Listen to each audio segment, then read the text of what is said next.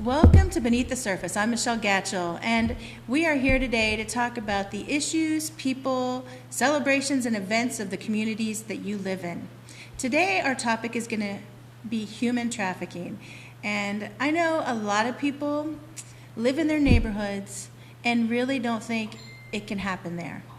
And you'll be surprised how easily and that it is probably happening, if not on your street, in your neighborhood, really nearby. So I have a wonderful guest today who is Dr. Marlene Carson. Thank you. Thank you for having me. Yeah. And she's so wonderful because she has dedicated her life to help people survive and thrive after they have been a victim of human trafficking.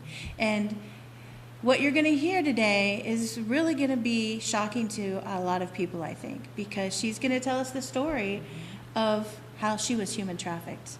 And when you hear this story, you're going to realize how easily it could happen to someone that you know in your neighborhood. So pay attention, because this stuff is important to know so that you can help prevent it in the future. Yes. Yeah, So absolutely. hello. Hi. Thanks for joining me. Thank you for having me. And I know I kind of hate to ask you about the things that happened in the past to make you relive them. And so I really appreciate that you volunteered to tell your story. I think it's great for people to hear, to understand the problem that's out there. Absolutely. Absolutely. So let's start with the idea of who you were as a kid. Wow, you're taking me back asking that question. I have to go way back to answer that question. But just a thriving little kid who loved everyone, who loved kids and loved babies. I was thinking about, I have an older brother who is 8 years older than me. And I remember when he had his first child, and I just like babysitting, and I was that girl that like, give me this little doll baby, really, but it was a real baby. Just a fun-loving, just average little kid that got in trouble just like everybody else. Right. Healthy trouble, though. Yeah, right? Yeah. And so, as you were growing up, you got into modeling. I did. I got into modeling. I At was what age like, did you get into modeling? oh my gosh, probably about 10. 10? Probably about 10. Mm-hmm. Maybe younger than that. But from what I remember, probably about 10. Yeah. And then I was always like a teacher's pet. I remember specific teachers now that I think about it. I was always a teacher's pet. And I was a cheerleader. I played in the band. I sang in the choir. And on the drill team, I love the drill team. Oh, fun. I really, really love the drill team. Yeah. I have a picture of us in the drill team still. Yeah, I think it's on my website. But just that fun-loving kid. Mm-hmm. Yeah. So, when you were about 13, what changed? Everything changed. Unbeknownst to us, my family, a family moved into our neighborhood, and when I think about it, they courted the whole entire neighborhood. They got to know who was who was having issues in the family, who was financially struggling, things like that, and they befriended the kids in the neighborhood. And they didn't have any kids, so it was kind of like... So they didn't have any kids of their own. They at had all. kids of their own, and it was kind of okay because, they kind of took us in, and we thought it was because they didn't have any kids of their own. Sure. Had no idea that it was an ulterior motive behind all that. And so they moved into the neighborhood, and they became part of our community. And so did they get to know your parents? Absolutely so. They got to know everybody in the neighborhood. The school teachers, I lived right across the street from Lemoore Junior High School. So they got to know the school. My uncle owned the pizza shop down in the corner. They were acclimated into our neighborhood. They were our neighbors. And back then, it was a community. Yeah. Back then, it was...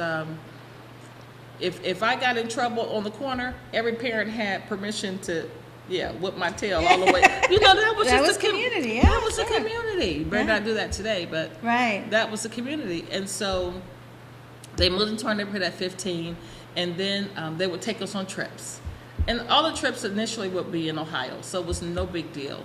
And it was safe. So they were really building a trust with Oh, the my families in that area. Absolutely so.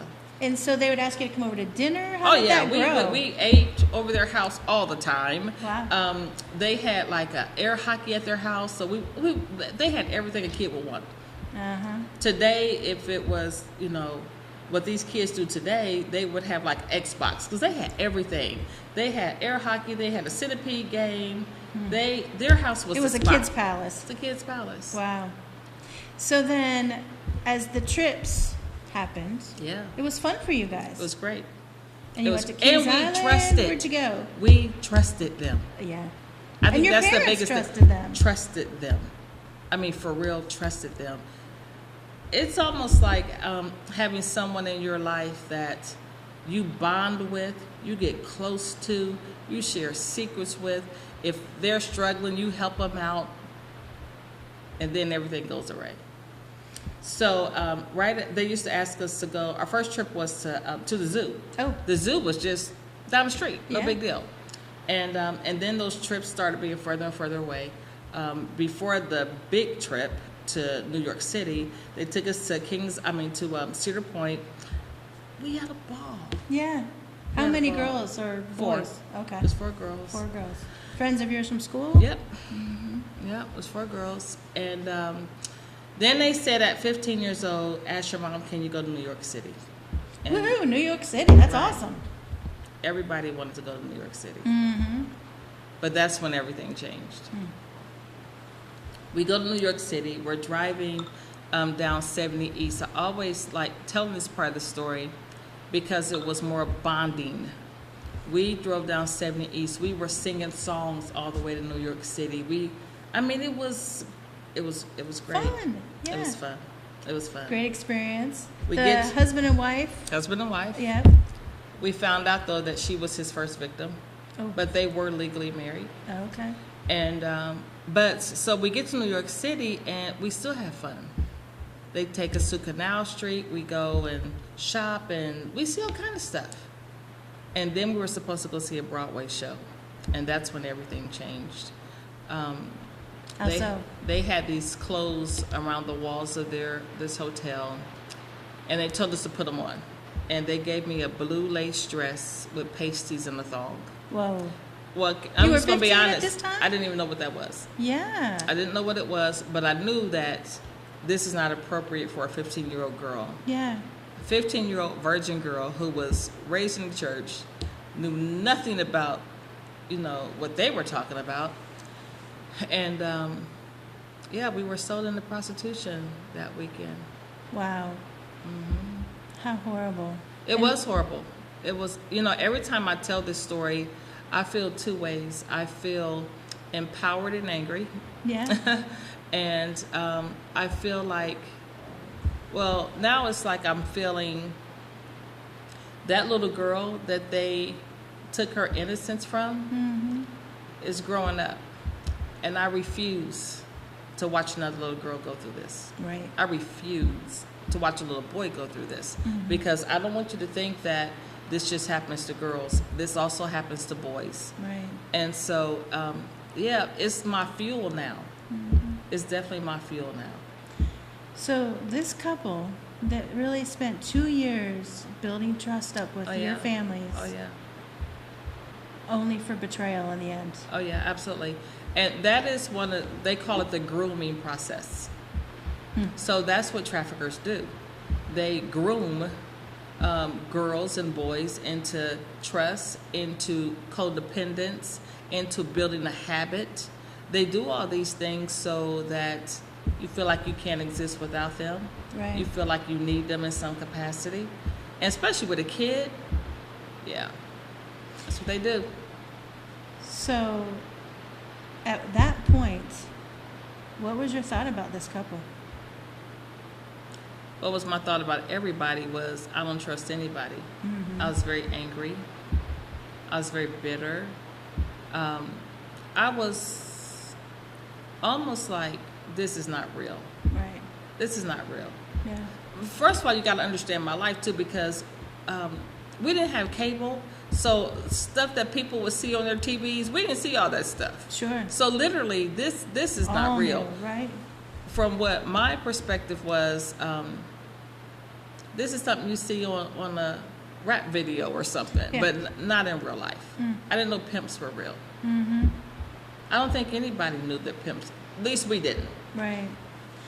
So that weekend, I've heard you call it your cemetery? It was definitely my cemetery. Mm-hmm. That's where I died. Yeah. Everything. When I tell you everything, because you're thinking about this, I was this girl full of life, full of just expectation, full of aspiration, and the thing that I thought was precious to me was stolen, Yeah. was taken, and I died that day. I didn't trust anybody. Every dream and goal and desire I thought was absolutely over. I will never be able to relive and recoup from this. Mm-hmm. And it's been a journey. Oh. To be quite honest, it's been a journey. So you came home, Came home after that weekend. and did your parents notice anything different? Oh, they had to. Yeah. Everybody had to. Yeah. I went from talking 50 miles a minute to totally quiet, to totally in my room, and people asked, Marlene, how you doing? How was your trip? Fine. What you do? Nothing. So you had a personality change, and that's a Oh my sign gosh. for parents to start paying attention to. That is probably the first sign for parents. But I think to the parents' defense, they are busy doing life too, trying to take care of, you know what I'm Yeah, saying? sure. It's not like you're not too busy to take care of your kid. That's not what I'm saying. But when I look back now, and I work with so many families now, that I understand how parents do everything they possibly can to provide and support their kids. Sure. So kids have a responsibility to communicate. Yeah. I don't care what someone tells you that they're going to do, take the risk. Because that's what I wish 'Cause I had family, done. yeah. You better believe it. I wish I would have told someone. And I didn't. I didn't, because I believed that they would have killed my parents. I believed that they would have done what they said. Yeah. And so I didn't tell. Did you have the support of the other three girls? What happened with them? Well, actually, one girl never made it back to Columbus. Oh. I haven't seen her from that day to this one. Oh, wow. She got in a car with two guys, took her to, I think, like Connecticut, somewhere further east. They was trying to help. Well, she thought they wanted to help her. And yeah, I've never seen that girl. She didn't die or anything. I do know that. But I was told that they raped her and left her for dead in an abandoned building. And so I've never seen her again. I've seen one of the other girls. Unfortunately, it was at a diversion court that Franklin County used to do, and she had been heavily drug addicted. Heavily. Trying to. It's only the grace of forget it. God Yeah. trying to escape it. Yeah. It's only grace of God that I sit here in my right mind and never have done drugs or alcohol or anything like that. That's only the grace of God. Yeah. Seriously. Seriously. So after that point, you had another. They took you again for a longer period. Longer period. How long? 8 months. 8 months away from your family. At 15? And I bet your family went nuts. Oh, absolutely. How did they get you out at that People point? ask me that question too. They say, what did your mom do? What would any mom do? Yeah. You know what I'm saying? Sure. Yeah. And then there was no 911. You still dial. Yeah. I'm telling my age now, aren't I? Back then, we Back had then. phones that you dialed. Yeah, really telling my age now. Right.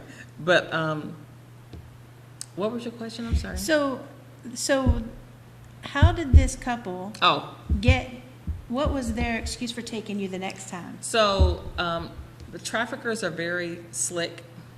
He would come back home and act like he was trying to find me. Oh my gosh. Yeah, traffickers are very strategic. And sometimes they work in a ring like he did. So when they took me one place, all they do is put me in the hands of another manager, if you will, or a bottom girl. Bottom girl is a recruiter or a manager for a trafficker. And he goes back. And so it looks normal. It looks like he's just there. And you're a runaway. Yeah, well, they knew I didn't run away. Yeah. I don't even think that was a speculation. Oh. I just wasn't that kid. And I don't think a lot of these kids that are missing today are runaways. Unfortunately, our system is set up where supposedly kids have to be missing for so long before reports are taken. Unless you see someone actually physically snatch them, then you can do an Amber Alert and all that stuff. I don't know if that's really the law, because some of these kids are definitely running from something instead of running to something, and some of them are definitely taken, Yeah. coerced. This internet, this social media, these apps are getting a lot of kids in trouble. There's one right now called Kik, K-I-K. Parents should definitely watch their kids being on Kik. Kik has a location in it that you can't turn off. Oh, really? You cannot. So they know where that child is. Period. You can't turn it off. You can turn the location services off on the phone, but Kik, you cannot turn it off in that app. Wow. Yeah. So, That's like a dream for a trafficker. and it has been a nightmare for parents. It's been right here in our city. Yeah. Right. The reason I even knew about Kik was a kid in Dublin. They were taken because of Kik. Yeah. So someone befriends them on Kik, tells them to come meet them eventually. Or they'll say, "Where you at? What you doing? I'm coming over." You don't have to give me the address. I already know where you are.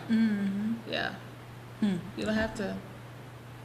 Parents and children alike absolutely have to wake up to this issue, Yeah. because we think that we live in the safe neighborhood, and I'm not saying that some people maybe live in a safer neighborhood than others. I get that, Right.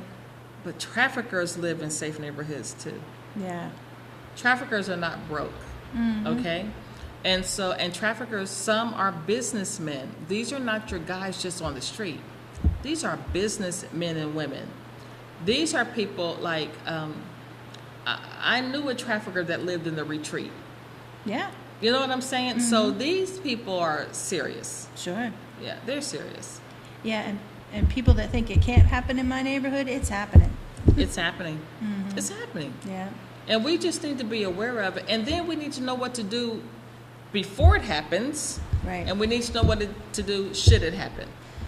Bottom line. So before it happens, if you have a child in your life, it doesn't even have to be your kid, but if you have relationship with a child that you have influence over, maybe you're a school teacher, you have kids in your classroom, talk to them. If you see signs of depression starting to happen, if you see signs of they went from looking like they're okay but barely kind of making it to now they got their hair done and nails done and new outfits, and just start asking, because you just don't know. Yeah. You just don't know. Yeah. And it's better to ask than It's regret better to later. ask. Yeah. That's right. That's right. That's right. Well, we're going to take a break now. Okay. And then when we come back, we're going to talk about the survival part. All right. We'll be right back.